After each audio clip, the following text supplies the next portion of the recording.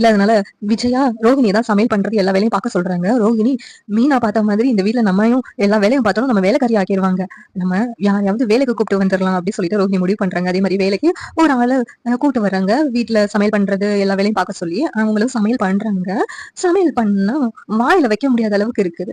அதை பார்த்துட்டு விஜயா எல்லாரும் என்ன சாப்பாடு இது வாயில வைக்கவே முடியல அப்படின்னு சொல்லிட்டு கத்துறாங்க.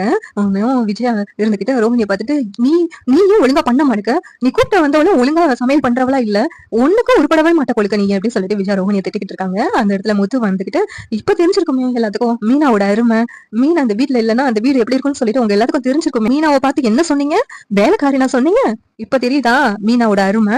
வேலைக்காரினா இந்த வீட்டுல யார் யாருக்கு எப்படி அப்படின்னு சொல்லிட்டு பார்த்து சமைக்க மாட்டாங்க. அவங்க வந்த வேலை என்ன சமையல் பண்றது, அதை மட்டும் பார்த்துட்டு போயிட்டே இருப்பாங்க. மீனா அதையா செஞ்சுக்கிட்டு இருந்தா உங்க எல்லாரு மேலயும் அக்கறை எடுத்துக்கிட்டு உங்களுக்கு என்னென்ன வேணும் வேண்டாம் சொல்லி பார்த்து பண்ணா அதுதான் வேலைக்காரியா? சொன்னீங்கல்ல, அனுபவிங்க.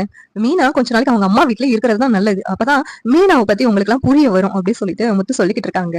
சுருதி இருந்துகிட்டு மீனா எவ்வளவு நல்லா சமைப்பாங்க, அவங்க இந்த வீட்டுல இல்லாதனால நல்ல சாப்பாடு கூட கிடைக்க மாட்டேங்குது அப்படின்னு சொல்லி ரொம்ப புலம்பிக்கிட்டு இருக்காங்க. பலகுரல் உனக்குனாச்சும் புரியுதே மீனா இல்லாத அருமை. மீனா அவங்க எல்லாத்துக்கும் வாய்க்கு ருசியா சமைச்சு போட்டுக்கிட்டு இருந்தா அதுக்கு யாரும் மரியாதை கொடுக்கல, அதுக்குதான் நீங்க எல்லாம் அனுபவிக்கிறீங்க அப்படின்னு சொல்லிட்டு முத்து சொல்றாங்க. சொல்லி இருந்துட்டு முத்து உடனே என்னையும் சேர்த்து சொல்றீங்க அப்படிங்கிறாங்க. ஒண்ணு சொல்லல பலகுரல், இங்க இருக்கிற சிலரை தான் சொல்லிக்கிட்டு இருக்கேன் அப்படின்னு சொல்லிட்டு முத்து சொல்லிக்கிட்டு இருக்காங்க. சரி எப்படி நல்லா இருக்கும் நீங்க நினைக்கிறீங்கன்னு கமெண்ட் பண்ணுங்க. இந்த வீடியோ பிடிச்சிருந்தா லைக் பண்ணுங்க, ஷேர் பண்ணுங்க, சப்ஸ்கிரைப் பண்ணுங்க. தேங்க்யூ.